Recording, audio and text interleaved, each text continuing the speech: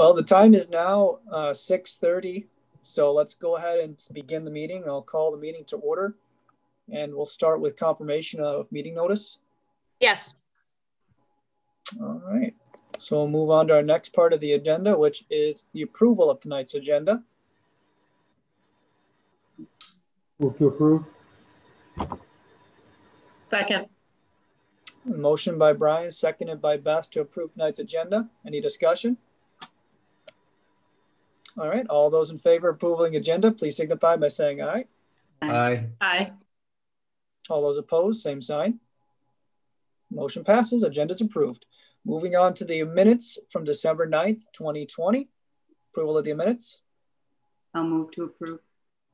Second. Motion by Teresa, seconded by Linda to approve the minutes from December 9th, 2020. Any discussion? All those in favor, please signify by saying aye. Aye. Aye. All those opposed? Motion passes. Let's go on to a public participation. Item 4. Is there anybody that would like to speak before the commission at this time regarding any matter? And keep in mind, you might be on mute if you're trying to speak, so just verify that your microphone is not on mute.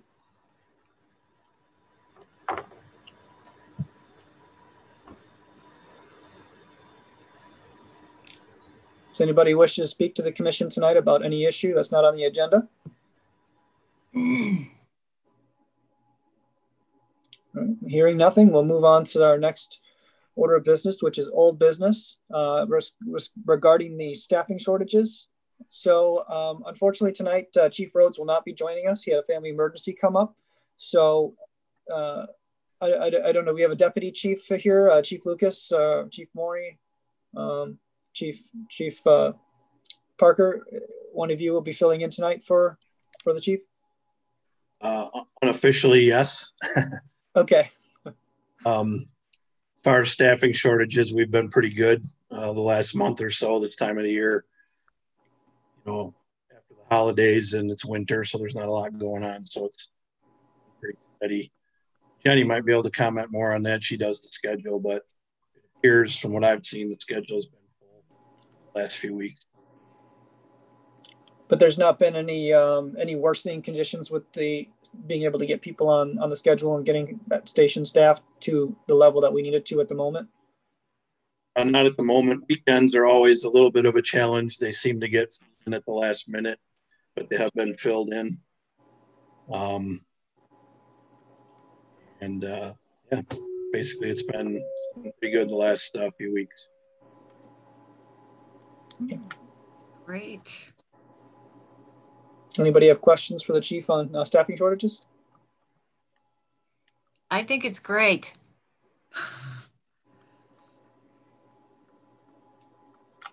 All right, we'll move on to our next item on the agenda, which will be discussion and possible action regarding an update with the meeting with the city of Janesville, the consolidation. Do we have any new information at this time, Brian? Well, the mayor and I and Chief Rhodes and Mark Freitag talked virtually last Wednesday on the 13th. Had a long, good conversation. I think it was about an hour meeting or so. The city is of Janesville is moving forward with language to specifically propose some verbiage.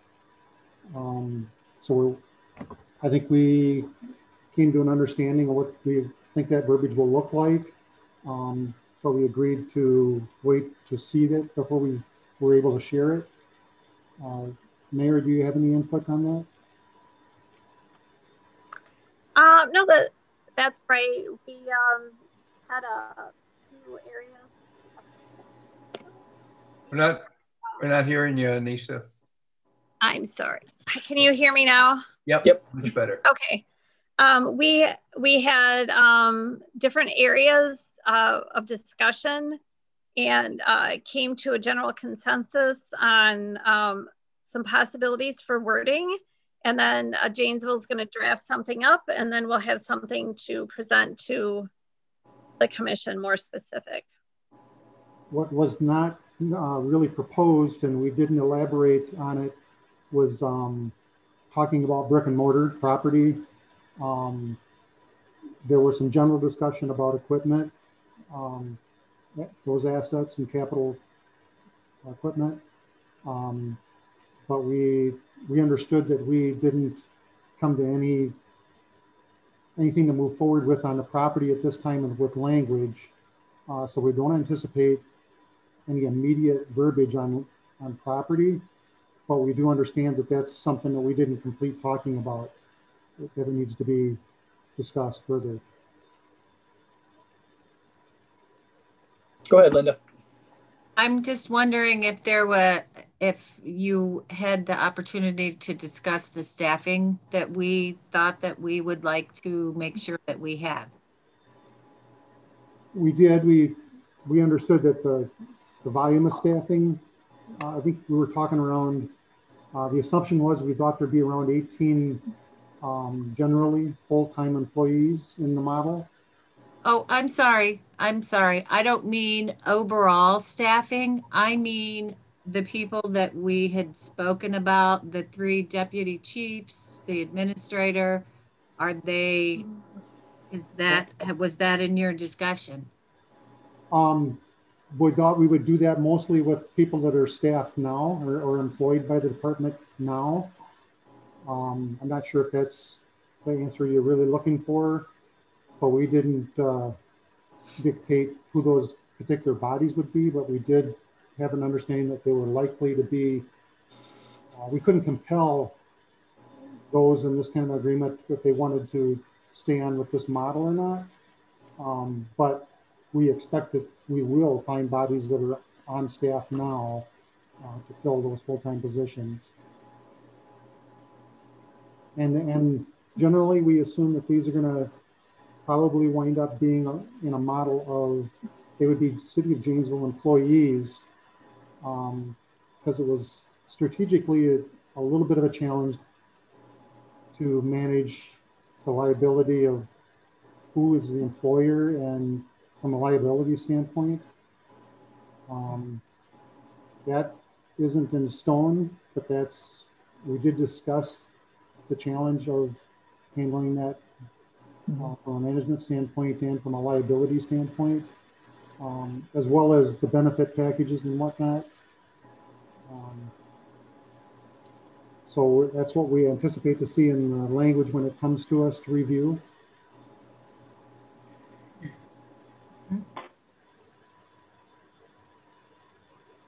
Does anybody else have any questions for Brian or Anissa?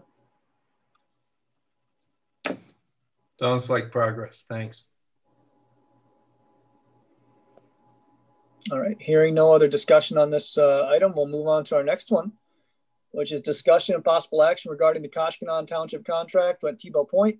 I did talk to Chairman Burlingame at Koshkinon, and we did get some details figured out of how they would like to do the service coverage for that small point. Last meeting, we decided to take no action on the issue and just to kind of wait and see what 2021 looks like. But we would like to arrange a contract for Tebow Point for the amount of let me pull up that number. $1,728, so $1,728, which was the equalized value for Tebow Point for fire protection coverage in that small area. So that's something that they still would like to pursue. They would like to get the contract written for that. And hopefully we can have something signed if the commission is able to approve that section of the township. So go ahead, Chief. There's probably a lot of people that don't understand where Tebow Point is and the challenges it has for access for anything. So for those of you that aren't familiar with Tebow Point, there's only one way in and one way out of it by public road. If you go into Charlie Bluff and you stay to the right and you go into Dolman Park, Rock County Park, there's a boat landing there. It looks like a driveway because it's gravel. And you hug the shoreline to the east. If you were able to go all the way around, you'd wind up in Port Atkinson, but it only goes so far to a dead end along that shoreline. and you have to drive it for quite a while. I'm not even sure if I could guess, but it's between a mile and a half before you get to any structure. There's a half a dozen or a dozen houses back there. Most people don't know that it exists because it looks like a private drive. Right. Chief Lucas, go ahead. Just, I wanted the commission to be aware that I received an email from the fire chief from Fort Atkinson just last week.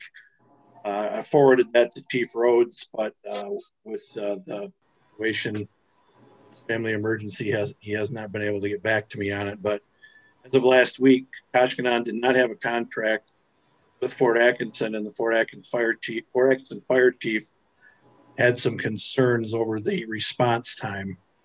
So I was also contacted by the Rock County Communications Center because they had read in the paper that we were no longer covering Koshkinon Township. So I informed them to keep us there right now until we get this straightened out, because that section can't go without fire.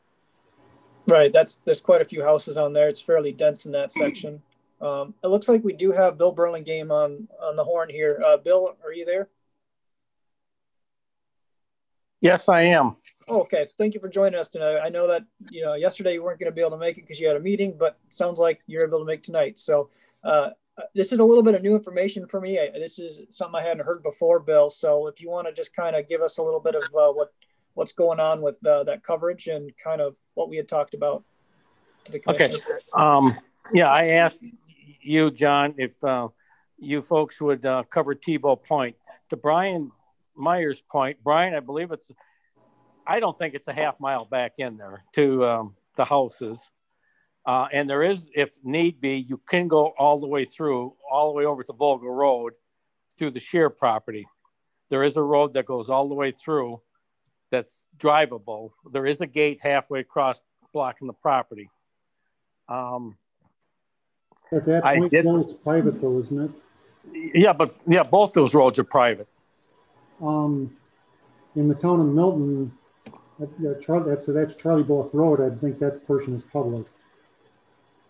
I'm not going to dispute with you, but I don't think it is. I think it's a private road. You might be right. It's named North Charlie Bluff Road, but yeah, it might be private. Yeah. I just put a map up so everyone can kind of see what we're talking about. Thank you. Yeah, we don't plow it, the township.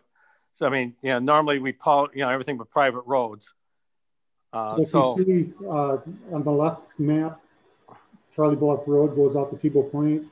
I can't imagine what the outlet is.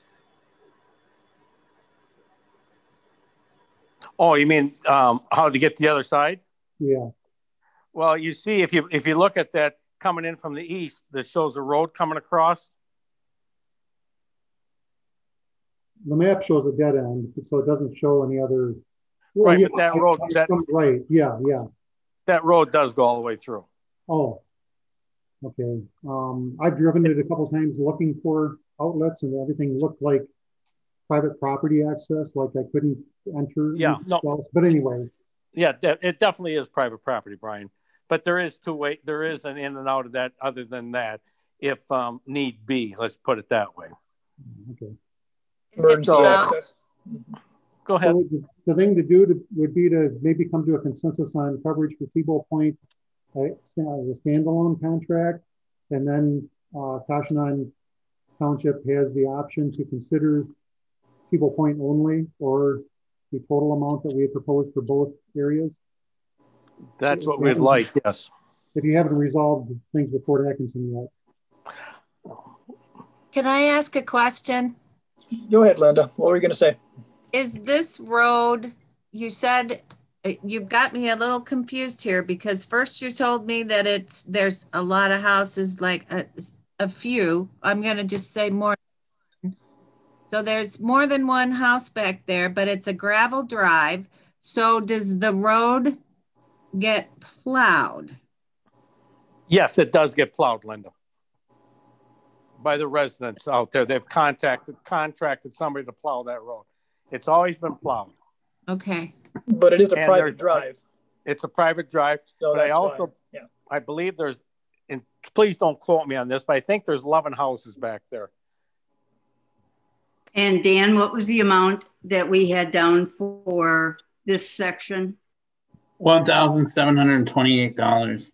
And they want it for $1,700. That if you run the equalized value, that's what. If we use the same formula that we use for Lima and Johnstown and Harmony, and then the town and city of Milton's apportionment, that's how much that's their piece of the budget, so to speak.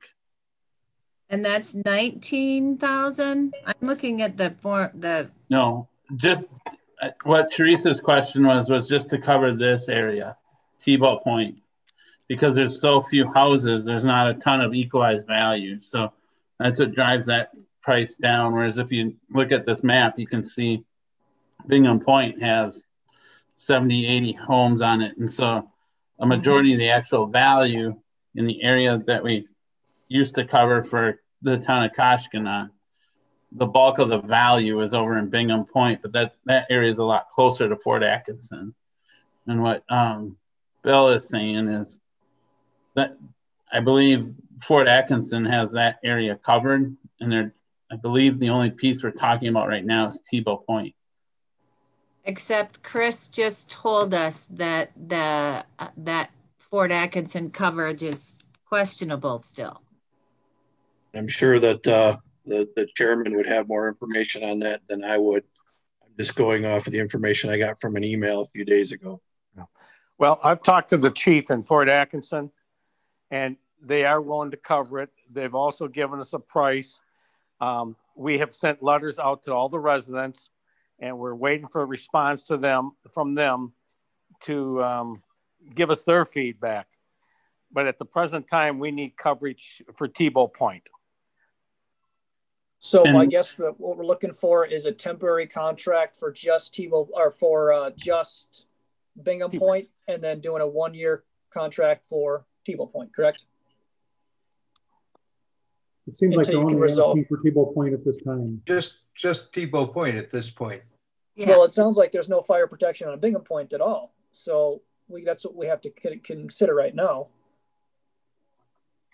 Because they've not signed a contract and they're no longer in contract with us. So that's a concern. If that's an immediate concern, we can do a temporary contract with them until that's resolved, if we're the only one that can provide that service at this time. It doesn't appear that they're asking for us to do a contract. Well, I guess that's my question for Bill. Well, John, I would agree with you until we get this resolved. Correct. I have not physically have a contract from Fort Atkinson because we're waiting really on you folks to tell us, if you'd be willing to cover Tebow Point at what was it, $1,728 or whatever. Mm-hmm. Yeah. Once I know that, I can go back to our chief in Fort Atkinson, and he will add this to the contract that we already have with Fort. We have a 10-year contract with Fort Atkinson. To agree to do Tebow Point, I'll make a motion to agree to a 1-year. Well, wait a minute. I need clarification. If you do that, then how much would the contract for Bingham Point be if you modified this contract? It would be based on a prorated amount for the year. So if you did 6 months, it'd be half the cost. So I figured that out. If you did, for example, if 6 months is our time frame, then it would be a $9,046 contract, which is basically subtracting the $1,728 from the total amount to cover that whole area using the same formula, but just putting it on a monthly basis instead of a 1-year basis. So I would just prorate that amount for however long the contract is going to be.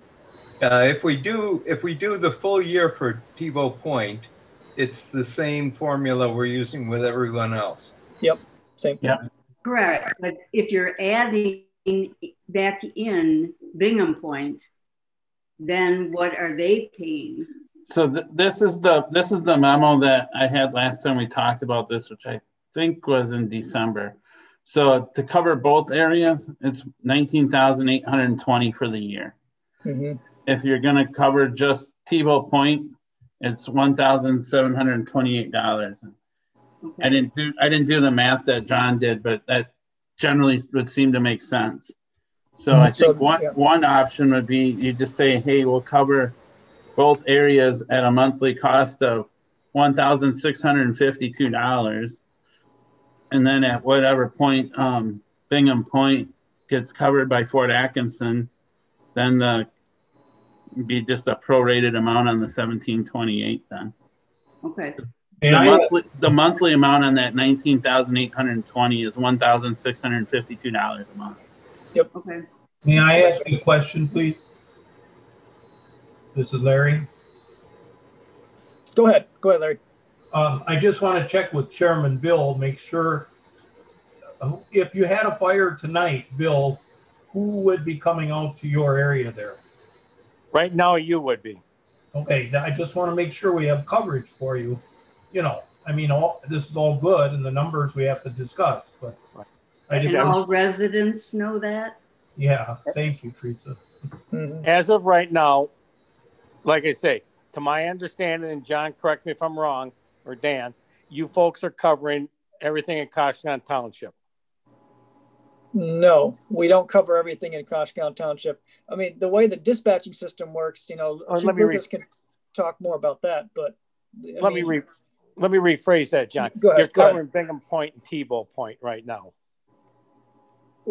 You're not under contract for those areas, but if we have to respond, we're the closest entity to respond to it. So, well, when did our contract end with you folks? The 31st of last year, December. Oh, okay. Well, if I may, then I would I was under the assumption we were still being covered under you folks until we got this resolved. Oh, okay. No, I apologize. No, that because I continue, please. We had a term contract and the term has ended, but the Chief Lucas has said that the department intends to respond to calls. Correct. Because it's in the best interest temporarily, and trying to figure this out in a short order. If you had a fire tonight, we're planning on responding as a department. But we wouldn't be contractually obligated because the contract is no longer under contract. But like Brian said, because of the way that the service coverage is laid out, we are the closest entity to respond since Fort Atkinson is further away. So we would likely be the ones dispatched to put out that fire or the EMS call. And unfortunately, we wouldn't be collecting any other revenues from that service, the expenses in that service, other than the direct expense to the person's fire or EMS service call. So, for example, having that service coverage available, we're not receiving any money right now for that, which is some of the concern that we're bringing up tonight with trying to get a new contract renegotiated. Well, could I ask you folks to prorate us back to the 1st of January and bill us until we get this resolved? I think that's fair if everybody else thinks that that'll be sufficient. Doing the prorated rate for the negotiated terms as that was sent out with the equalized value on a monthly basis with termination at any point for Bingham's Point. Does that sound sufficient? We'll have 2 contracts. The first one will be a 1-year contract service for Tebow Point, and then the other one will be on a monthly basis for Bingham Point. Does that be sufficient at a prorated amount? I would, for the Koshkinon Township side, I would say yes. Okay. I would like, I'm not sure if Dan heard that conversation, and he's the one that's got to figure out our numbers here. Basically, I just stepped away, but I could hear from where I was. There'd be a 1-year contract for Tebow Point for $1,728 annually, and then a month-to-month contract for Bingham Point on a prorated amount for that difference on the 18,000 and change or whatever. Yep. So the Bingham Point portion of that contract would be a 1-year contract with a 30-day opt-out. Does that make sense? I guess by default, yes. Up to a 1-year contract, but with termination with the month to month, I guess you could say. I think that we should have a lengthy notice to that contract because we only meet once a month. So if they're going to change their contract in the month of February and it just happens to be after our meeting, or I'm just concerned about. Well, how about the 30-day notice from the first of any month?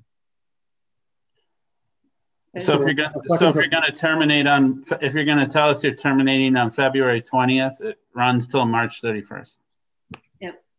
Mm-hmm. That sounds good. Yeah. Bill, how does that sound? That sounds fair to me. Okay. So I'll entertain a motion then if everyone's got the information they need. Do we want to do this in 1 contract or 2 contracts? I just said 2 contracts because you don't want to not terminate Tebow Point if you terminate the contract for Bingham's Point. So making 2 contracts, the other one still lives on. But I think that makes the most sense, don't you, Jenny? I think that makes sense. Yes, I do. Yeah. So what would the monthly be? Because before the number I got was if you put both of the Tebow Point and Bingham's Point together, what's the monthly or just Bingham? Well, let's separate them out. $1,508 a month.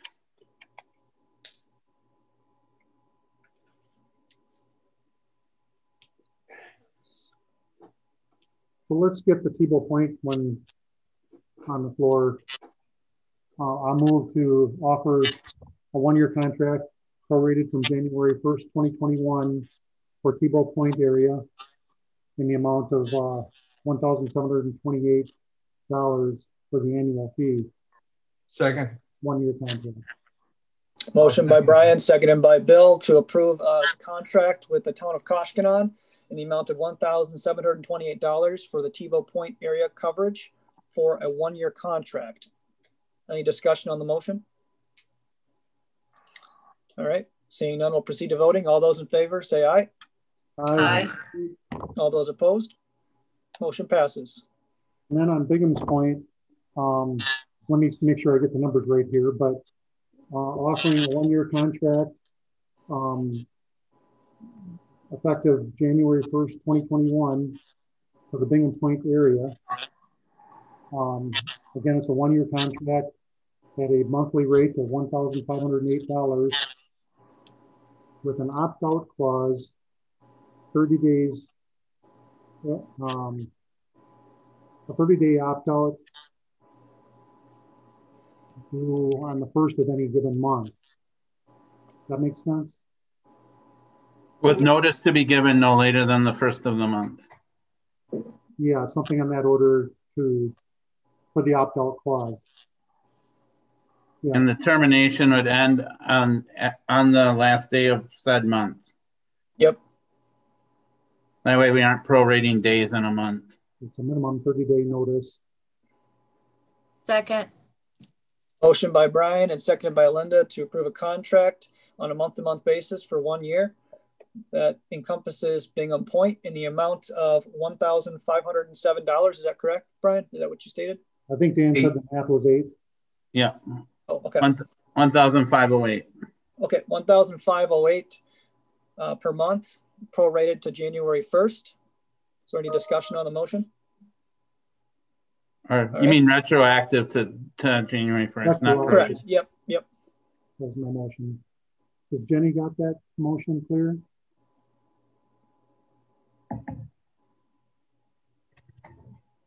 Jenny, are you good to go on the motion? Yep, I got it. Okay. All right, super. All right, any discussion? All those in favor, please signify by saying aye. Aye. Aye. All those opposed? Motion passes.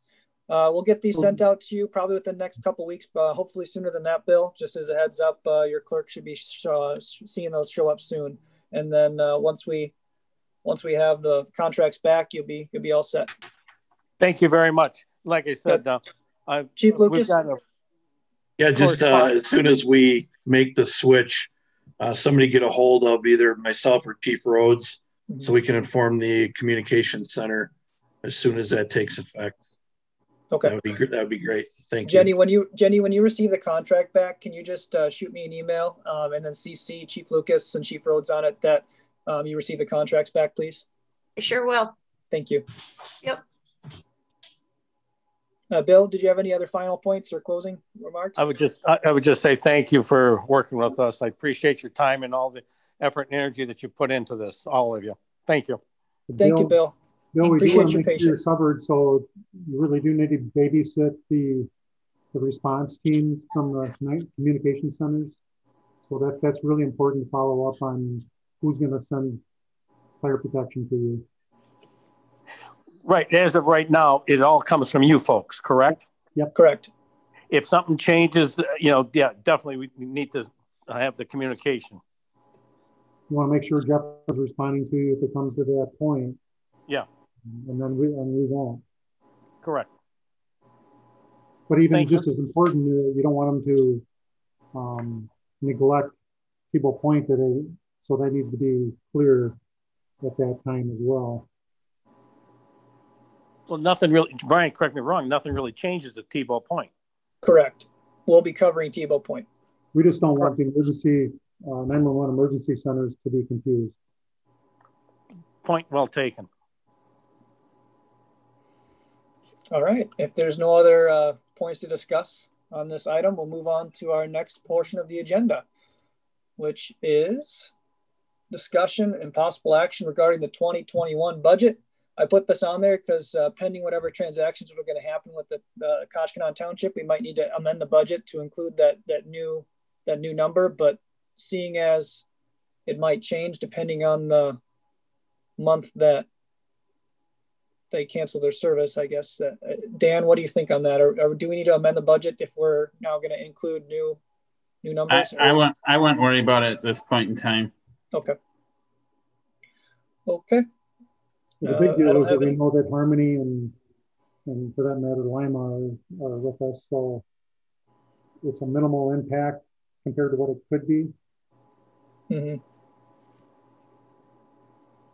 So we can move on to the next item if we don't have anything else to talk on that discussion.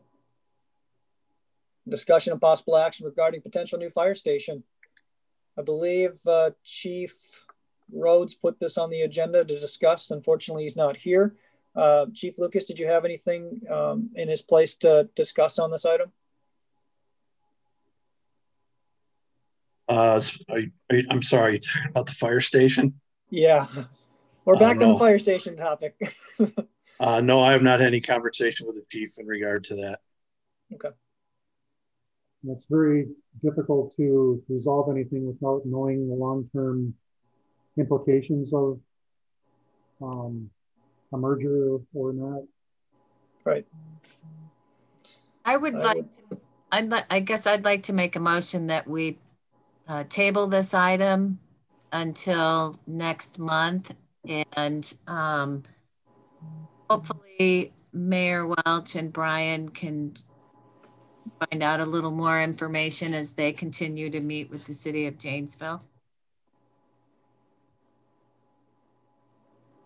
Yeah, if there's any physical structures involved in an agreement, that's going to modify the agreement substantially. We just haven't been able to focus as much on that yet in the proposed merger. So I'm not sure where that would even go. Hopefully we'll know a lot more about that in the next couple months, but we'll see. All right, so motion to table this item by Linda, seconded by Teresa. All those in favor signify by saying aye. Aye. Aye. All those opposed? Motion passed. Tabled. We'll table the fire department's fire station item.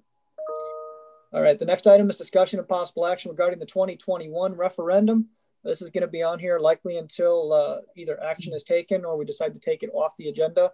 So we don't have to bring up any other points unless there are points to bring up, I should say. There's no new information. So I have a question for everyone. I'm glad that we're going to keep this on. We pretty much know that we're going to be doing a referendum. So the question is, do we want to hire someone to work with us in doing this? Because we are going to have one for both city and one for town. Or, I mean, I'm just kind of wondering what everybody's thoughts are.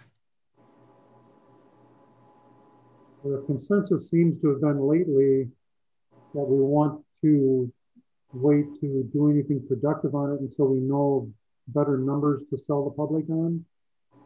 And that may lean on two things. If there's a merger with the city of Janesville, the final numbers on that, once we see stuff in writing. And then in addressing a referendum, maybe the hardest thing to put together are numbers for a new station, and who would own the property is still not been a discussion. That's probably going to play a big role in the investment by the municipalities.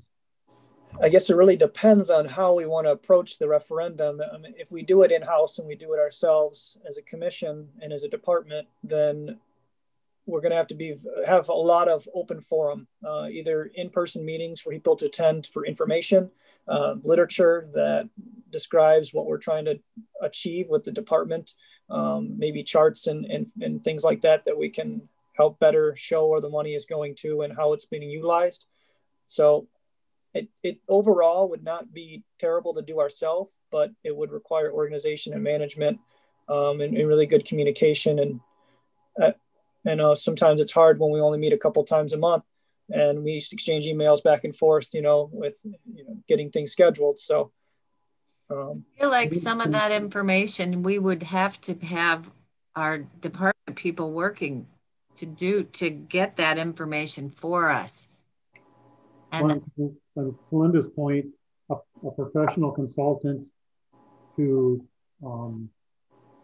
justify to the public the referendum. Mm-hmm.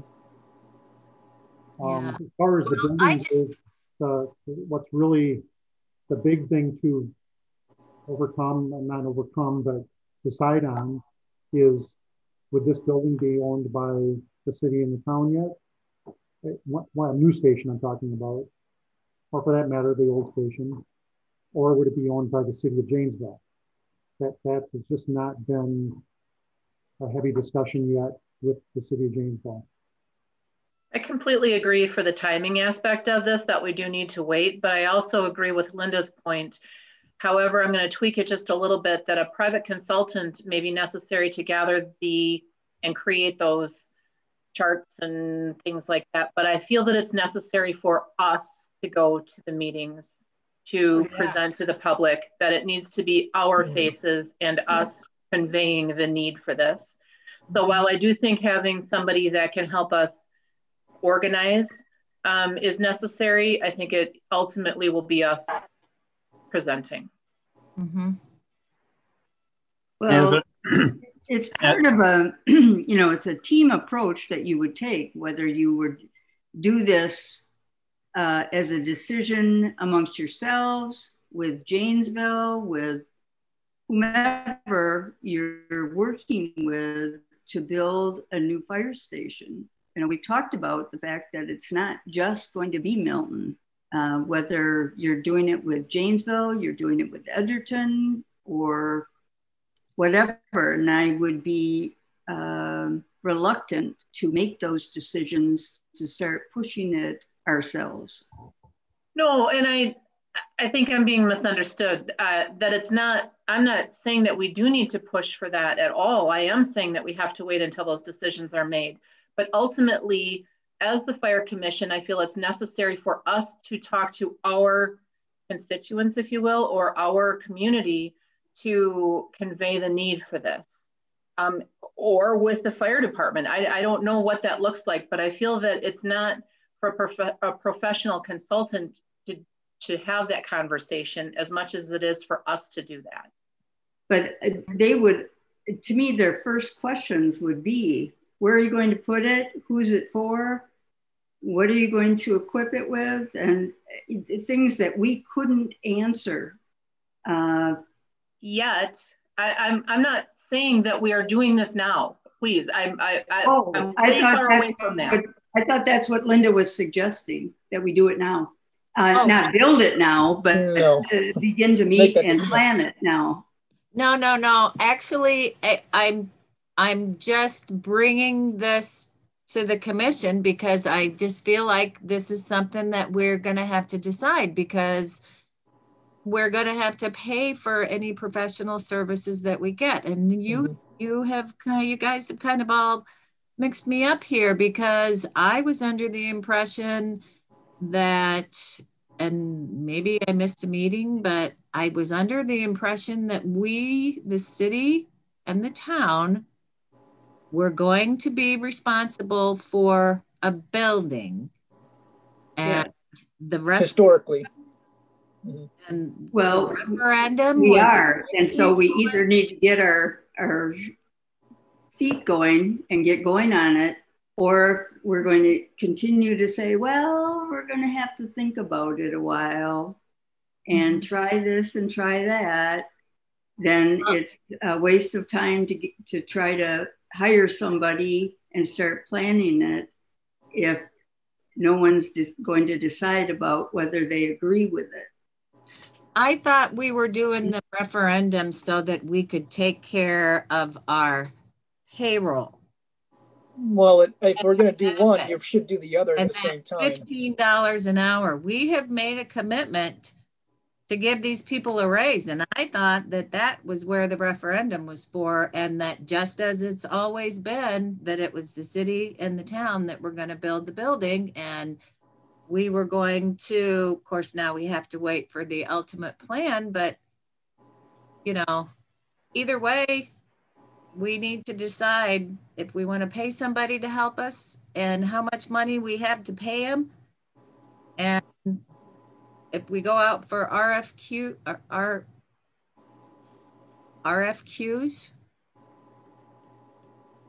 I've never done a referendum before. I have no idea how to do it. So that's why I'm bringing it up. Go ahead, Bill. You know, the first thing, I've responded to a lot of RFPs and RFQs and that kind of thing in the past. The first thing that you need is you need all of the information so that you can tell whoever would be the vendor exactly what it is that you want to buy. And right now we don't know the answer to that. And right. So, and I think the intent was, you know, we've got Brian and the mayor and the chief working with Janesville to clarify that language. That will lead us to the point where we're able to determine whether or not that is going forward. That decision then triggers what we need in the way of a station. There are differences. You know, if the Janesville merger doesn't happen, then we need a different station, a different type of station, at least pieces of it. And so I think the conversation that we had was, we've got kind of a ticking clock based on a November referendum. And if I recall, we really need to be ready to make that decision probably by sometime in August. Is that Dan? Right, Dan? August, September? I think the final answer has to be figured out right around Labor Day, plus or minus. Okay. And so we probably want to have a good feel by the 4th of July. So basically 6 months from now.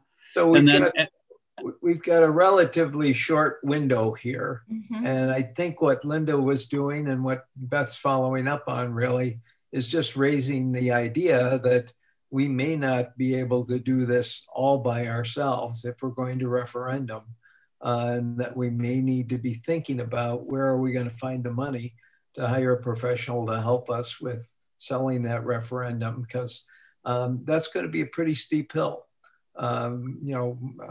People have to understand why it is that that tax bill is going to go up considerably. I think we've got a good case.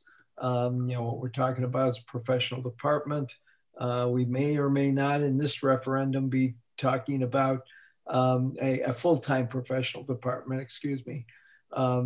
We may or may not in this referendum be talking about a fire station, but I think that follows knowing exactly what is a contract with Janesville. And as a, I'm sorry. Go ahead, Dan, and then we'll go to Brian. I was just going to say, as a point of clarification, I know Administrator Hulick and I have said this many times over the years. It is not necessary to do a referendum for the building, because we would be debt financing that, and state law doesn't have the same limitations that school districts have when it comes to debt borrowing on municipalities. And then as far as the referendum, technically, yes, the city and town of Milton are the only ones that absolutely have to, but it's entirely possible that the town of Harmony and potentially Lima and Johnstown might be interested in just getting a gauge from its citizenry on if they would want that kind of tax increase, but they would also have the same opportunity to do the a similar type increase if it were to pass in the city and town as they did this past fall. So that would probably also involve some discussion with those three entities also. But whatever referendum we would do this fall, it would be my recommendation that we just stick to the operational referendum, similar to what Ernie and I discussed, I believe it was last month, where we kind of had that 5-year average. And preliminarily, it shows that over a 5-year period, we need to levy about $1.4 million each year for 5 years. And then we would just divvy up that $1.4 million increase on the equalized value formula. And if town of Koshkinon wants us to continue to cover Tebow Point, we would have to have that conversation with them to say, hey, your price isn't going to be $1,728. It's going to be something different based on the formula. So, right. Hope that clarifies some of the discussion, because I was hearing referendum for station, referendum for operations, and going back to Bill's point, we have to figure out what we're going to be first before we can build the station. And the operating referendum would tell us that if we choose to go the way of our merger or consolidation with Janesville, and that were to pass, that sets in the next steps of what kind of station we need, and then we can discuss if that's just going to be financed by the city and town, or if we're going to ask the surrounding townships to help pay for that also. Go ahead, Linda. What you got? And then the other thing that I just wanted to mention, because we, as far as the budget goes, we still have to figure out how we're going to make up the difference for koshkinon if they do go with Atkinson all the way, except for the one Tebow Point, because now we have to make up. Now we have to make that up between I'm assuming between the city and the town, because we certainly can't go back to our contracted towns and say somebody didn't come in, so now we have to change it. We did talk about that at last meeting a little bit. I think we decided that we were going to wait to see how 2021 goes and see where our numbers come out a little bit, like halfway through the year, and decide, are we going to need to levy more money, like go back to the towns and city for more money, or are we going to be able to use a reserve fund, or are we under budget and we won't really need to ask for any more money? And that was kind of one of the reevaluation tools we were going to look at later on in the year. So at this time, it's a small difference. It's about 18,000. But at this point, it's going to be less than that, because we are going to receive a little bit of January and February until the termination of the Bingham Point contract. So it'll be a little less than 18,000, whatever that comes out to be. Right, Dan? Am I right on that? Yeah. Yeah. But Dan, don't we have to go back to each of our municipalities to adjust our budgets based on this change? No, not at this point. As Chairman Jennings pointed out, we similar to this year, wages were over 37,000, but there were other things that were under budget. Ultimately, it looks like from a financial standpoint, the fire department's going to basically break even in 2020, and the same thing could happen in 2021.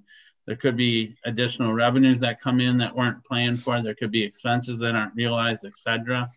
And at the end of the day, we're probably talking about $14,000 to $15,000. So, and in terms of the town, I may be incorrect here, but I believe that we passed our budget based on not hearing from the other towns. And so our budget was passed worst case scenario, air quotes. Okay. But unless we change the amount that we're contributing in our budgets, we won't need to change the budget unless the number that we are both putting in changes. So if we go over that amount, then we have to go back and ask for more money and then say, all right, we're going to go above the amount that we've already approved. But if we have not met that threshold because, you know, we're 6 months in, then we can kind of play that by ear until we figure out if that's necessary or not, like Dan was saying. One other thing, Dan, do you know on the planning factor for 2021 budget is a $15 an hour wage. My question is, we haven't done anything about approving the $15 an hour wage. Are they currently being paid that? The payroll next week, it went in effect January 3rd or 4th, whatever that Monday was. And okay. It went effective January 4th because that was the start of the pay period. Okay. And the payroll that they get paid next week will be that first pay period. So we've made the change in payroll to pay $15 an hour for the paid on premise. And then there's also in that same formula, and correct me if I'm wrong, Chief Lucas, there's also a paid on premise for a paramedic at 18. Okay. Yeah. Yes, that was higher. That's correct. So we'll have one full-time. When we approved the budget, John. Yeah, I knew that. I just didn't know if it had taken effect and they're starting to receive that pay. I just wanted to make sure that was happening. Okay. Yeah. So the staffing will be when it's not the weekends and there's 5 people, it's the one full-time person, whoever's working, the one paramedic paid on promise making $18 an hour, and then 2 firefighter paid on promise making $15. Is that right, Chris? And then on the weekends, there's 3 $15 hour positions. That's correct. Okay.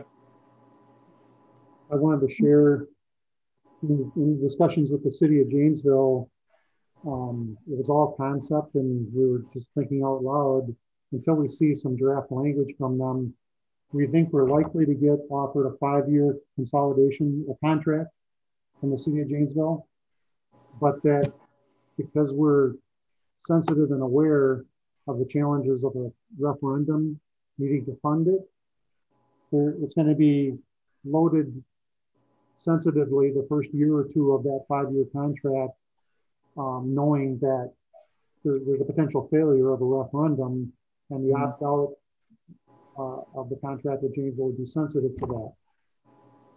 Well, I was under the impression we wouldn't sign a contract unless the funding was likely going to be secured. So, I mean, I don't think we can sign a contract until, I guess I don't know which, put the horse before the cart or the cart before the horse. I mean, you can't, I guess, do a referendum without verification of expense, but you can't also, I don't know. Well, there would always be an opt-out to any contract anyway. True. But yes. It's going to be quite sensitive to the possibility of a referendum failing, and in a full consolidation, in 5 years from now, maybe the city of Janesville will own everything, but that doesn't mean they're going to own everything 11 months from now, because it's sensitive to the referendum dependency. I understand that. I don't want to confuse it, but the discussion, my point that I want to make is they're sensitive to the referendum challenge. But the question is, will we be receiving that service, or would it be on hold? We'd sign a contract with the intention that until that money is paid, then we receive the service, or we start the service immediately with the intention we will be paying that later. I mean, I guess that's the question of how that contract's written. Yeah, we're waiting for the draft. Right. I just want you to know that that conversation took place. Okay. And we're trying to find language that addresses those scenarios. I mean, that would make sense that if the contract is written in a way that expresses failure to secure referendum funds, voids contract within 30 days. But the question still remains: would we be receiving that service at that time, or would we not be receiving it until we're starting to pay for that service? Because there's every intent to provide service. It's just figuring out how to put it down in rating. A general opt-out on a long term, the sense was that it would probably be a 6 or 12 month opt-out. Would probably be on 5-year contracts. Mm-hmm. But we wouldn't be obligated to the very same terms the first few months or a year or two until we can secure financing. Until we can secure financing, we can't have a full consolidation model where they're in total control of everything, and they're aware of that. Go ahead, Dan. It was my understanding that the proposed contract would just provide another exhibit. So when the citizens vote on the referendum, they understand kind of like the rules of engagement, and we wouldn't actually be signing that until we secure the funding, because Janesville isn't going to hire 18 people without having the money in the bank, so to speak. So Janesville would never ever hire anyone without having the funding secured. And so the idea behind trying to get a draft contract done in the next 4 to 5 months is to provide an exhibit so people in the community understand what a consolidation / merger look like, and also provides the financial framework better than just a couple spreadsheets. I would agree, but until we see the proposed language, we don't know what Janesville's mindset is on it. I would agree. I mean, with levy limits and everything else, they can't hire 18. They can't hire $2 million of the labor. Right. Without having the income to verify. Yeah. Yeah. So. Okay. So any other discussion on 2021 referendum? All right.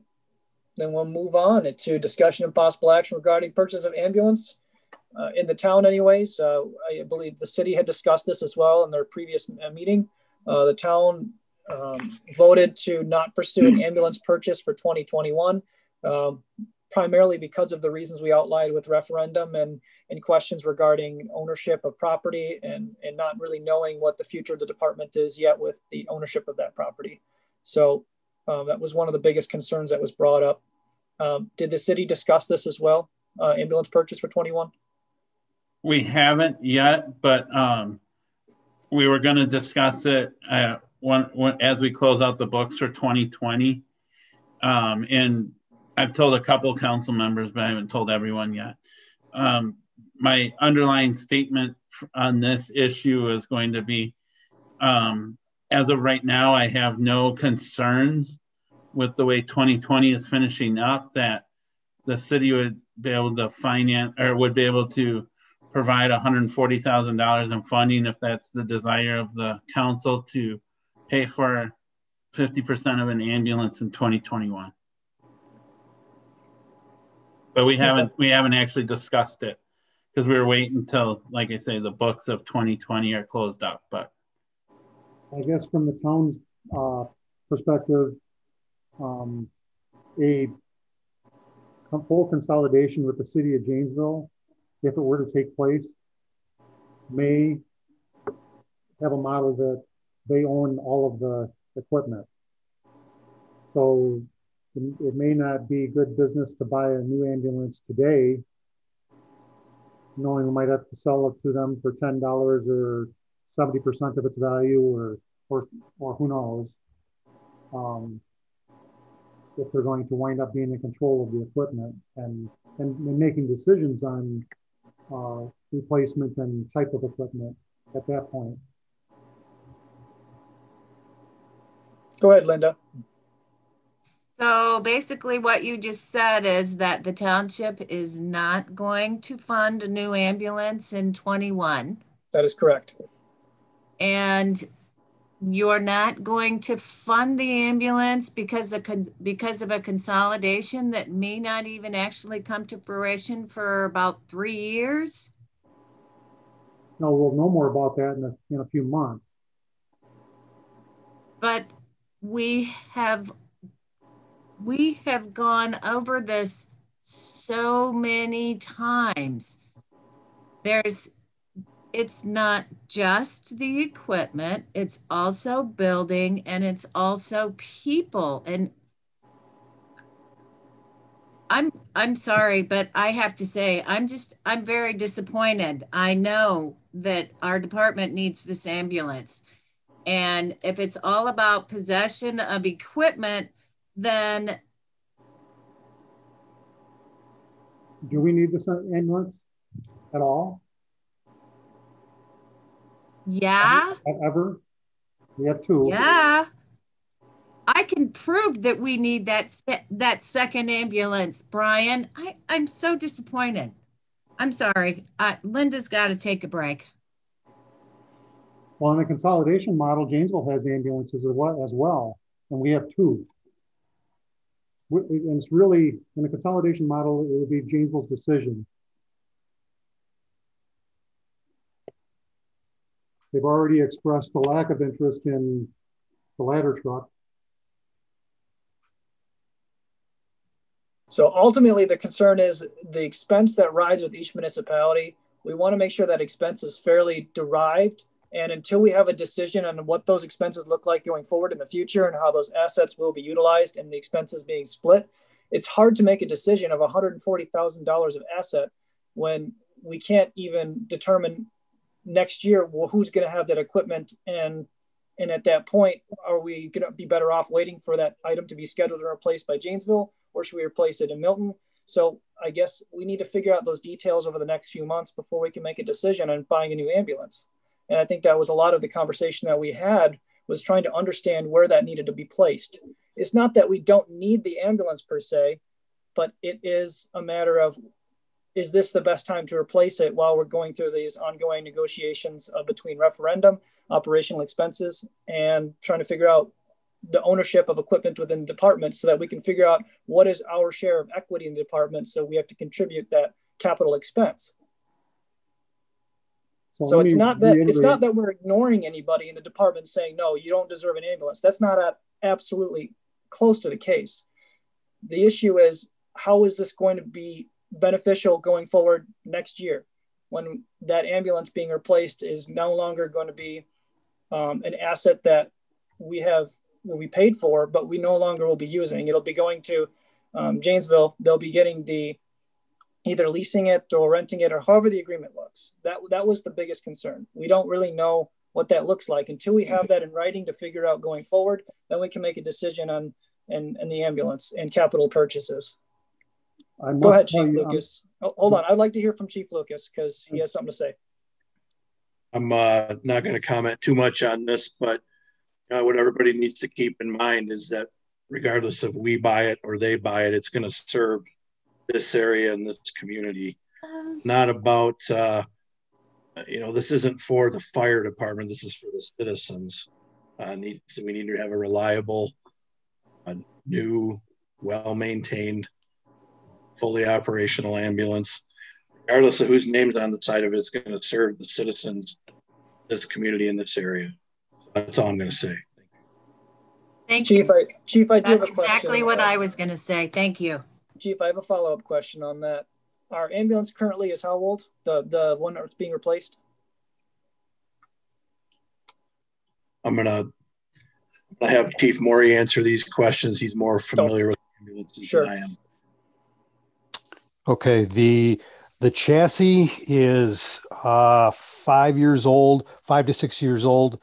The box, the patient compartment is 12 or 13 years old, because when we replaced it, we used the same box. They fixed it up a little, then we just replaced the chassis, which would be the engine, the driver's compartment, etc. Is there anything on that ambulance that is not currently operational? Our first out, we're having an issue with some electrical with a DOT light in the back. I just had one of the lights fixed in the patient compartment. And there's a little body work just from minor incidents. Other than that, PMs have been good. Okay. I would have to check the records exactly what exactly has been replaced and repaired.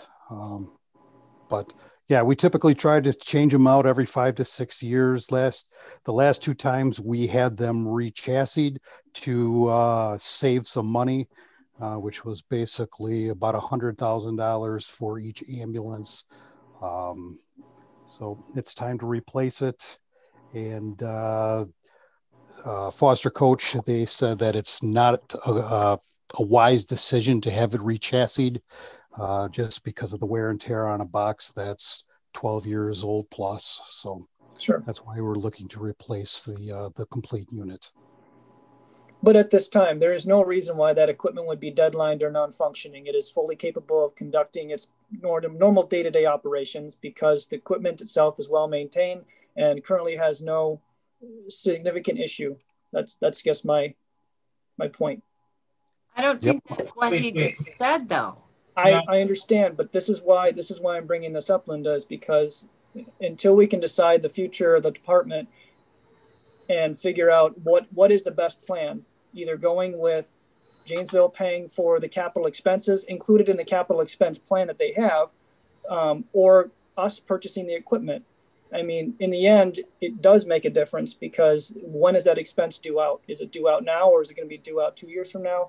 So until we figure out the writing, in my opinion, of what those contracts look like going forward, I don't feel comfortable purchasing an expensive piece of equipment such as an ambulance when there's not a direct need other than it's a normal scheduled item to be replaced at this time. Normally, we would schedule this item for replacement, but because we have the ongoing conversations with going through an operational and consolidation merger, I wouldn't feel comfortable making that decision until we have those details. May I ask a question, please? Go ahead, Larry. And I'd like Pete to respond to this probably, or Chief Lucas. The bottom line is this. First of all, I don't know what the normal time frame of replacement on a product like this is, or a piece of capital equipment. But I do ask this question as a citizen. Is there a potential with the current ambulances to have chassis failure on the way to a response on a back road or a bumpy road or middle of winter or whatever? I mean, there must be a certain criteria that fire departments and EMS services follow to replace a piece of equipment, because that's really what it comes down to. I'm going back to Chief Lucas's comment. If the bottom line is the citizen, and if it takes 2 or 3 years before we get all this contract settled with Janesville, or not to settle with Janesville, or to go our own way, in the meantime, those rigs are going to get even older, and the cost is going to go up even more. Oh, go on. So that's all I want to say. Thank you. Well, I'd just like to say that, it all comes down to, yes, as it gets older, is it going to be, we do maintenance on it. We try to keep everything as good as possible, but as it gets older, these vehicles, it's not an everyday driver like we get in it. Unfortunately, we run hard on those ambulances. They sit and idle. And it's just going to be, is it reliable? I can't say that it's going to make it 10 years. I can't say it's going to make it 10 days. We do the best we can. They get beat pretty hard, and that's about all I can say. I can't look into the crystal ball. That's why in the past, ever since I've been on the department, it's been on a cycle for every 5 to 6 years to have them replaced. We would get the new one. That new one is our first out. We take the one that we are currently our primary ambulance. We move that into the secondary ambulance, and then we sell off or trade in the ambulance that is 10 plus years old. So that's about all I can really give you. Yes, we've had problems. We keep them, the PMs, as best as we can. So go ahead, Bill. Early on when I came on the fire commission, I asked for a replacement schedule and was given one. We want to make sure that the equipment that's available through our firefighters and our emergency staff is up to snuff. And, we have a replacement schedule that's built on experience and built on need. And, I really don't think that we should be moving away from that established schedule, just because of the prospect of this change. To put it in simple terms, it'd be kind of like if I had a house and suddenly had some pipes that were going, and I knew I was going to be selling the house, and I decided to throw some super tape around it to, plug the leak and leave it for the next guy to have the problem.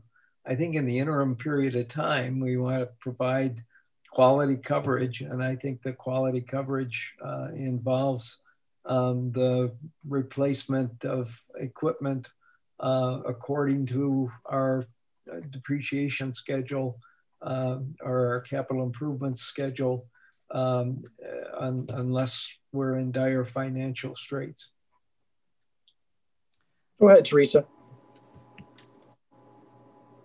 You're muted. Oh, you're on mute, Teresa.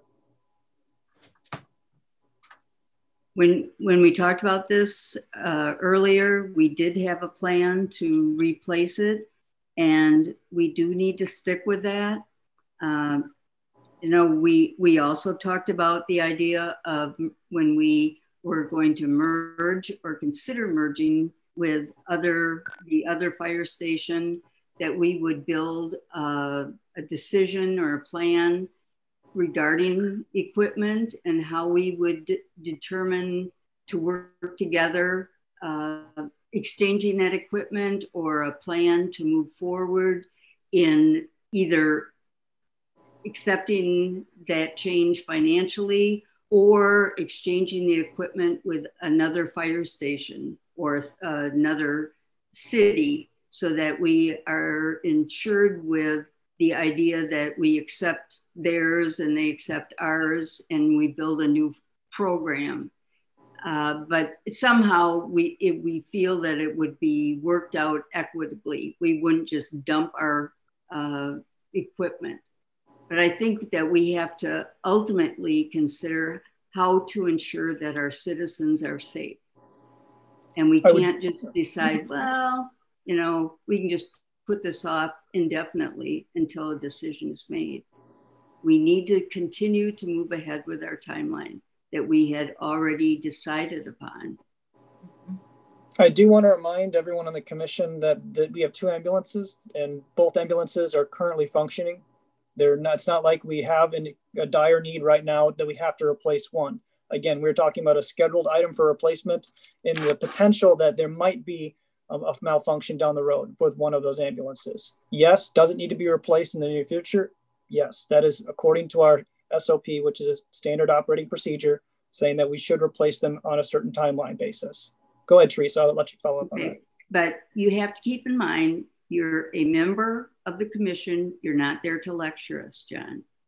So each person has an opinion and you're welcome to share it, but please don't tell us what to do. I didn't believe I did. I was stating that we have 2 ambulances. Okay. It wasn't That's fine. Meant derogatory. Go ahead, That's Linda. fine.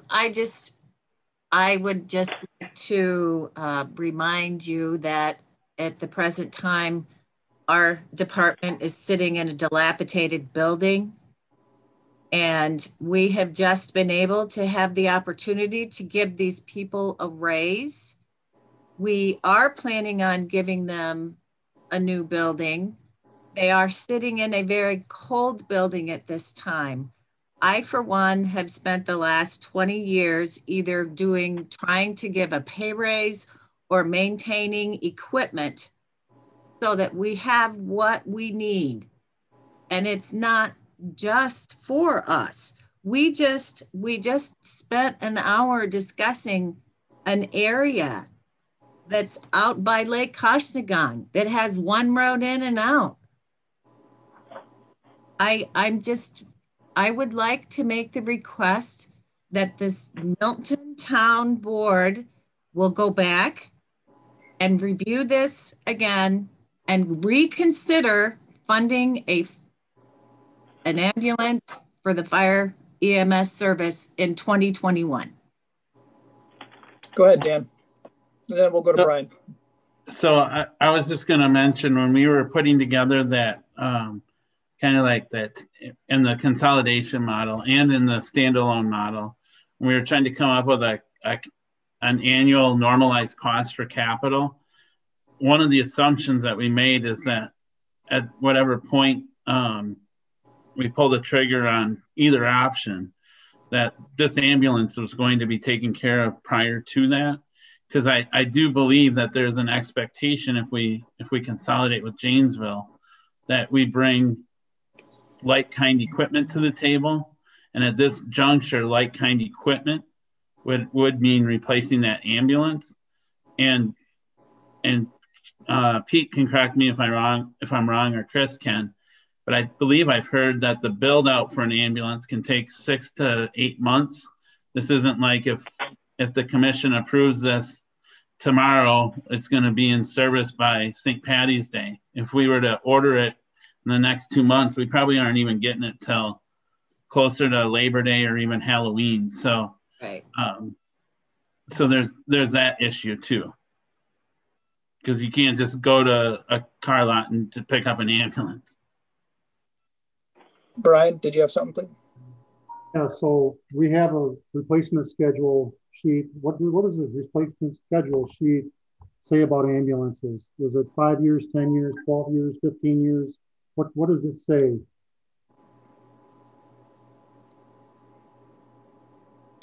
The ambulances, I believe, were on it was a 5 to 6 year schedule.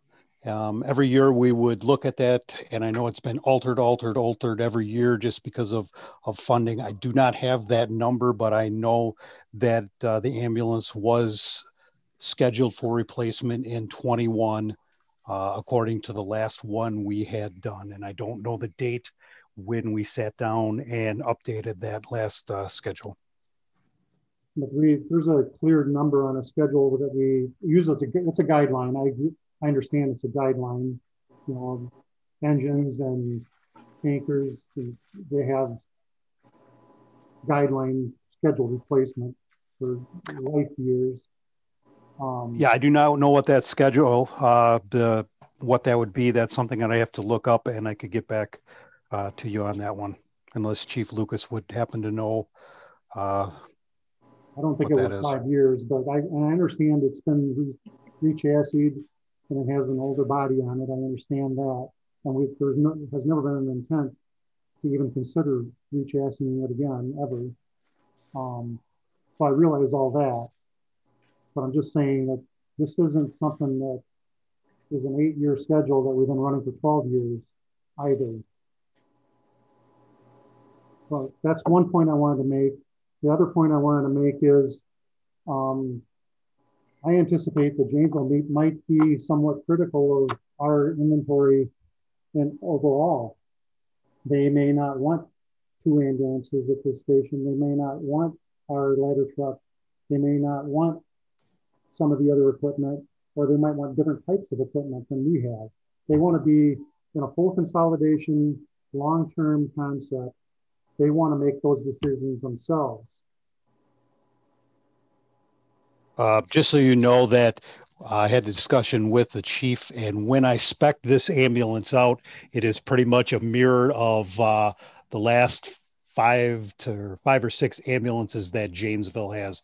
We changed from the van chassis to the E series up to an F series, which is a truck chassis. It's a little more durable.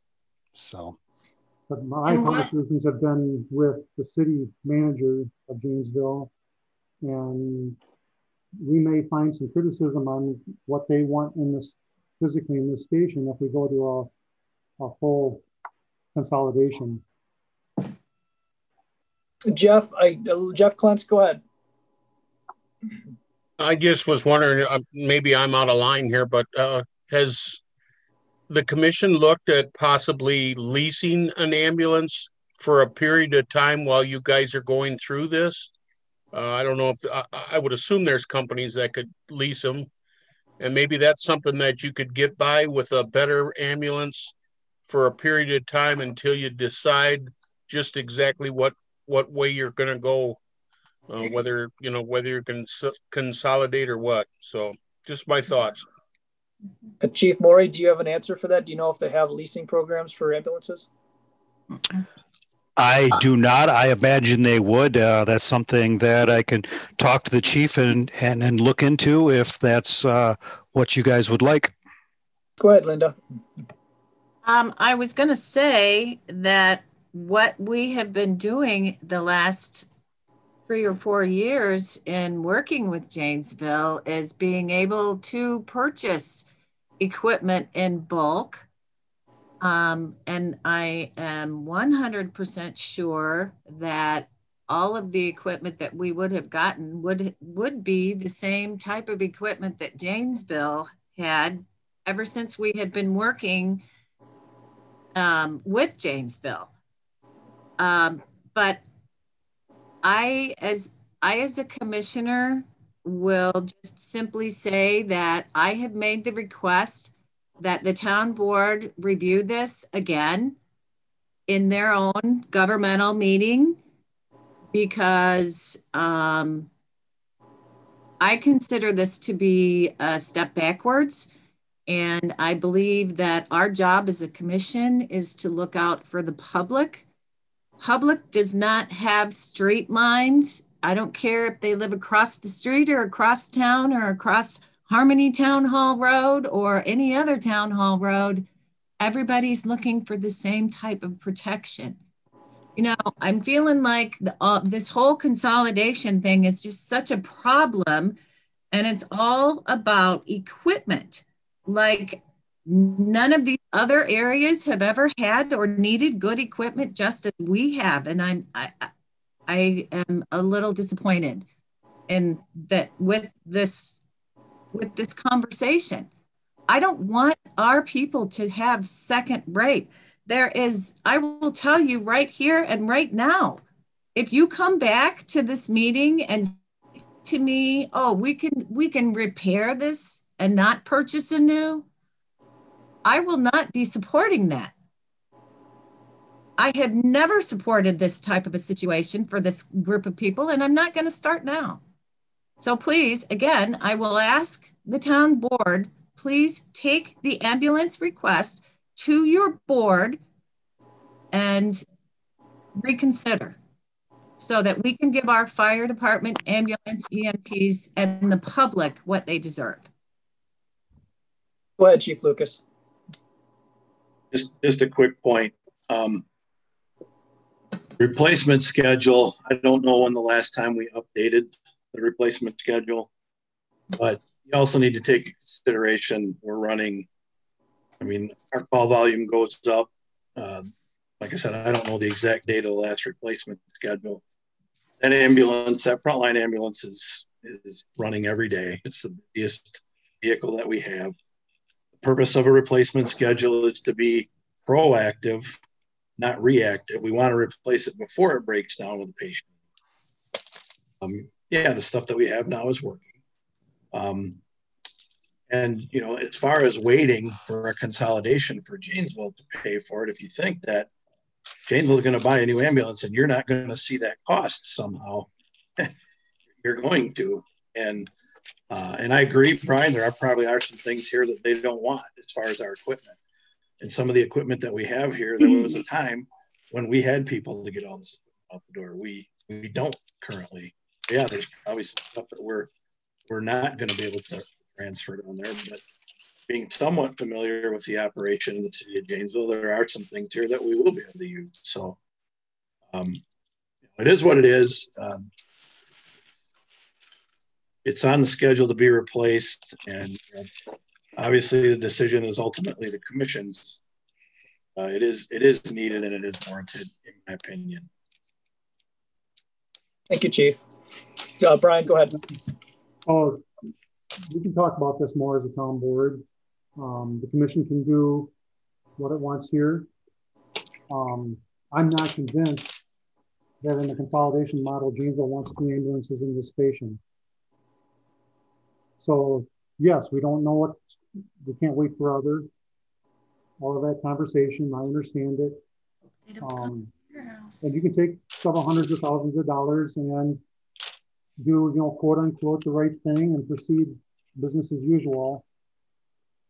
But I'm telling you, I'm not convinced at this point yet, until we've had more discussion, that in the consolidation model, Janesville wants 2 ambulances in this building. Well, I would say I think this is something we can revisit as our own bodies. I know the city still has to discuss the issue to see if they're interested in pursuing it. I think that conversation should happen, and then we would be able to have this discussion a little bit more thoroughly if the city has decided that they would like to pursue it. Because if for whatever reason the city decides that they don't want to pursue it, then we're kind of back to square one. But if they do, then we would reopen the negotiation and be able to discuss that further. Go ahead, Teresa. And Brian, that is a statement that leads to a larger discussion, and I probably shouldn't say it here, but that is something you probably should take back to the town board, because it isn't just about an ambulance. It's about a larger issue. When you say that you're concerned about whether or not the ambulance would just stay with Milton, or we would be reimbursed for that amount. You can't just pick apart each piece of the equipment if you decided to consolidate. You know, you couldn't just look at the laddered truck or this or that. Once you decide to consolidate, you can't make those judgments each yourself. You become a part of a new consolidation, a group, and then the group picks out what works best for the whole unit. And it's not up to an individual group to make a decision, oh, I want that for mine. It becomes a team approach, and we have to make those decisions. That's not necessarily true. Janesville wants to be in full control on a full consolidation model. All right, that's decisions come from the town or the city. No. You're setting us up differently than the whole concept is about, and Chief Lucas, a lot about where we're headed, but it's not for tonight's discussion. Go ahead, Chief. I just would like for a little clarification. Maybe I didn't hear it right, but did I hear you say, Chairman Meyer, that the city of Janesville is not going to put an ambulance in this station? I did not say that at all. I'm just saying that they've criticized that they are not interested in having 100% of the equipment that we own now. Okay. Thank you. Whether that be one ambulance or two, I think is not necessary there. And they've alluded to the concept that their vision may be that this is how many stations does Janesville have? 6? 5. 5. So this would be station number 6. This would not be relying on itself on its own, thinking that it may never get offered help from any other community. because maybe they're maxed out on their resources. So we've operated based on worst case scenario. If nobody will help us out, we need to have enough equipment to do this all ourselves if nobody wants to help us. Janesville's envisioning a concept where they've got 5 other stations that have equipment. They don't need every station to be able to manage a community on its own.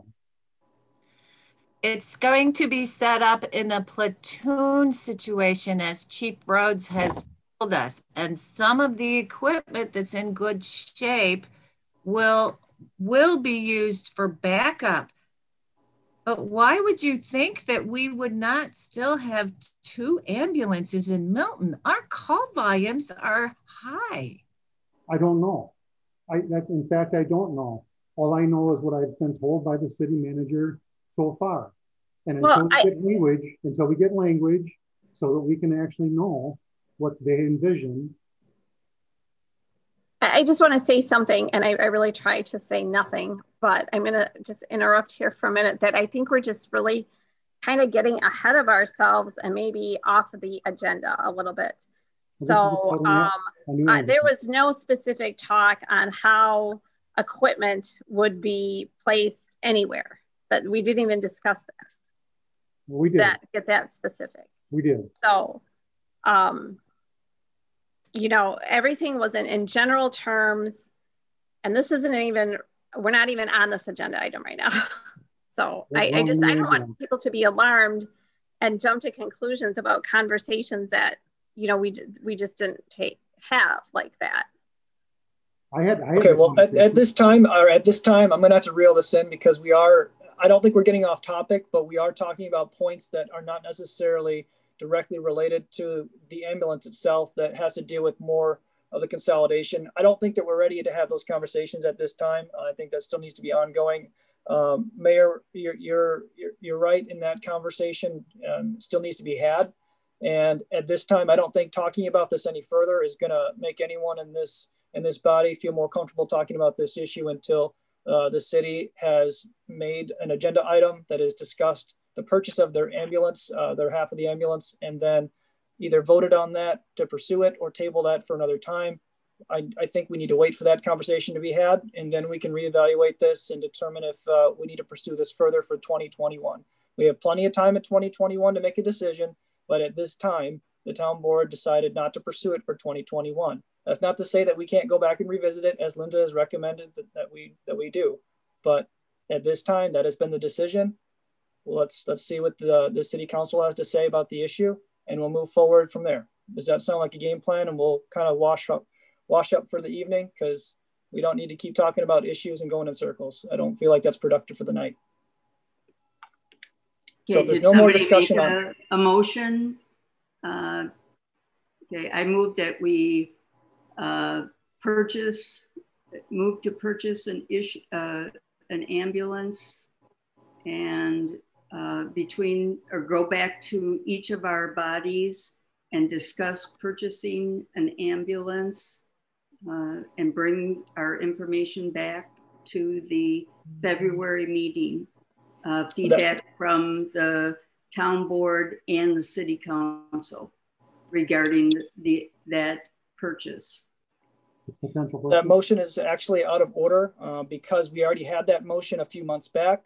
The motion was to go to each municipality to determine if we would purchase an ambulance. The town board has said no. The city has not taken action on the issue yet. So we are waiting on the city to take action either in for or not for purchase of an ambulance. So the motion has already been approved. I think it was November's meeting. We already went through that. So we don't need another motion for the same issue if the motion has not been satisfied. I didn't know we actually did a motion. So. Yep. That was a couple months ago. I think we did that one. And then, Linda? Don't we have to make a motion to request that the town go back and revisit this? I don't think that's necessary. I think that's something that we can wait until the city has made determination. And then I think we should go back and once you have the information from your city council meeting, and then we can decide from there if that needs to be revisited. That'd be my recommendation. Okay. And then going forward, though, yes, it is something we could still revisit as a town board. And that'd be something that Chairman Meyer can have added to the agenda at any point if he desires, or a couple supervisors desire that we need to have that conversation either in the immediate future or in the near distant future. Is our clerk, Marcy, are you on? Do you hear us? I think she's on. Yeah. Yep, I'm on. So I'm going to ask our clerk at this time to put that agenda item on our next town board meeting to discuss the future ambulance purchase. Okay. Okay.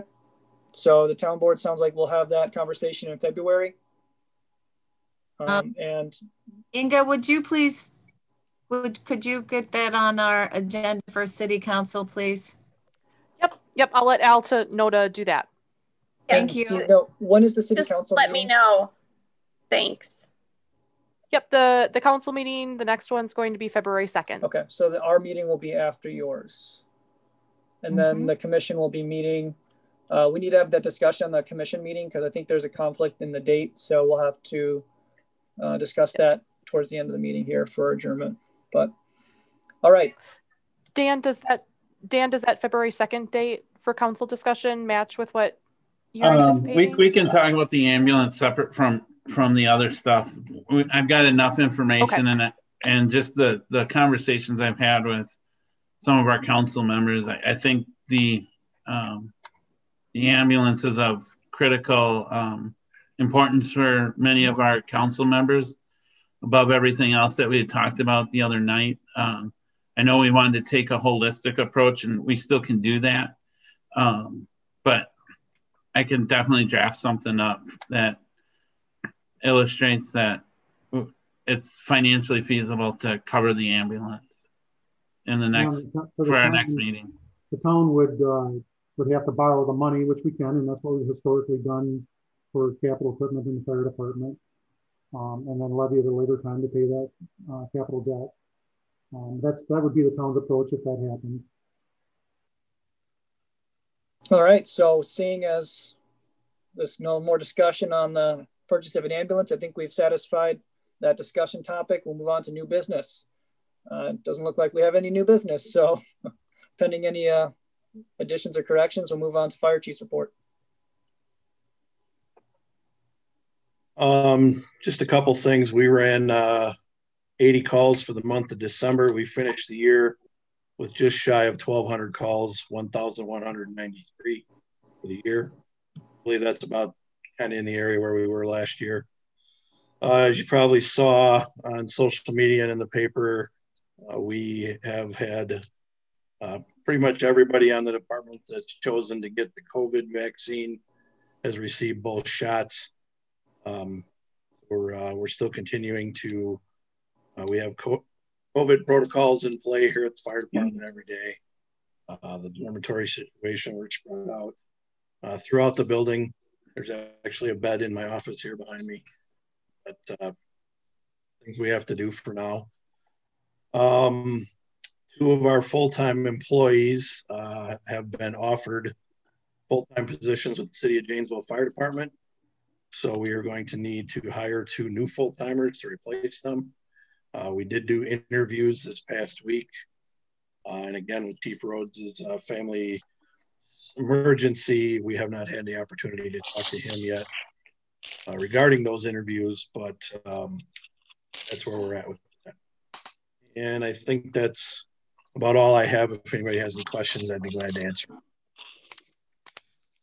Chris, was it firefighters or EMTs that went to Janesville? They're both firefighter paramedics. Two of our 3 full-time firefighter paramedics here in Milton have been offered jobs. Did they accept those jobs? Do we know? I have not heard that officially that they have, but I'm fairly certain they will. Okay, so we will need to be hiring those 2 positions, or being prepared to hire for 2 positions. Okay. Do you need a motion to authorize that? Or I think that should be under the scope of the fire chief's proverbial duties now, since the addendum has been signed by all parties. So I don't think that's necessary. I believe that that's part of the verbiage, is that he has control over hiring. So shouldn't have to worry about that. That should be taken care of. All right. Any other questions for Chief Lucas or Chief Morey or Chief Parker? We'll move on to the President's report. Do we have Scott on tonight? Yeah, I'm here, guys. Good evening. Okay. Really nothing to report. We do have an association meeting coming up early February. It's been a pretty quiet past year. We really haven't made any purchases. So there's really nothing to tell you guys. So thank you. Okay. Thanks, Scott. Any general items to discuss tonight? I have one, please. Go ahead, Larry. Well, it's just an idea, and it might be worth having a conversation with the chief and with the city of Janesville about the potential purchase of an ambulance and what their thoughts are in terms of where. I realize we don't have a whole agreement hammered out or discussed, but it might be good to have that conversation, you know, because it's a significant expense, I agree, and what would be their take on that if a new ambulance was purchased and we did end up in a merged agenda in the next 2 years. Just to have that general conversation, that might help all of us have a clearer picture of whether to go forward with an ambulance or not. Just a thought. I'm trying to understand exactly what you meant by that, Larry. I'm sorry. Yeah, well, okay.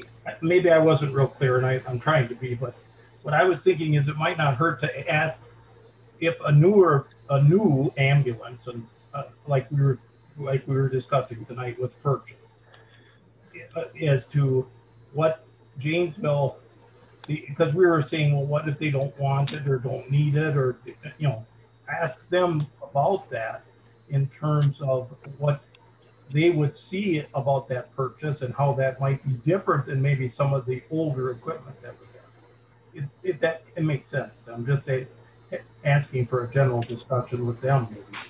That's a valid interest. It certainly is worthy of asking. Yeah. Any rationale on that? I appreciate it. It's a thought I had just as we were sitting here thinking. So, thank you. I appreciate the ability to bring that back up.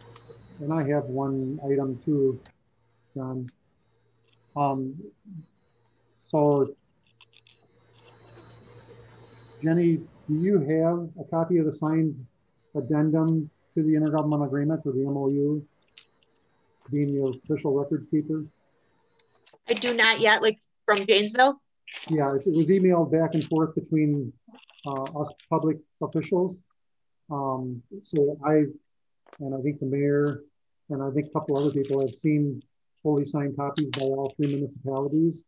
But I want to make sure that I didn't see you forwarded on those emails. And the fact that you are the official record keeper, you need a signed copy of that. So we'll get that to you. Thank you. It has been signed by all 3 municipalities. Yep. And once that's done, then I can place my signature on it too, and then we'll be good to go. It should be solidified. All right. Any other general items for tonight? Chief, go ahead, Chief Lucas. Wanted to say that on behalf of the members, we really appreciate the effort in finding the new way of funding and the ability to fund the $15 an hour. That means a lot, and it has helped us out, I believe, with some of our scheduling. Chief Lucas, do you think it also helped lift up some of the down spirits of people, trying to get people back to feeling good about working for the department? Yeah, I think anything like that helps. We'll just keep chipping away and doing what we can do, but that definitely was appreciated by a lot of people. Well, we're glad we can make it happen. You know, that we do our best to try to take care of the personnel, because you guys, you get to deal with the stuff that we don't get to deal with. And sometimes it gets difficult and lost in translation, being an appointed body when we're not dealing with the calls like you guys. And I can see how that makes a difference. So thank you for all that you guys do and making our community safe. Thanks. Yes. All right. Any other general items? Then our next meeting is going to be February 24th. So that date was selected because the normal Thursday, the third Wednesday of the month, rather, the 17th, was not available. So moving it to the 24th would avoid any conflict of meetings by the city and I believe the town. So the 24th, which is a Wednesday, worked for everybody. And are we okay with the same 6 o'clock time frame, or do we need to change the time? 6 o'clock, 6:30. Oh, I've tried to make it 6 o'clock. 6:30 was just for today because of Inga had a conflict on scheduling. So we had to push it back to 6:30, but 6 o'clock has kind of been my target range for time, if that's okay. 6 o'clock is fine. Okay, Linda, you're good. And I'm good. All right. Bill? Yes. Super.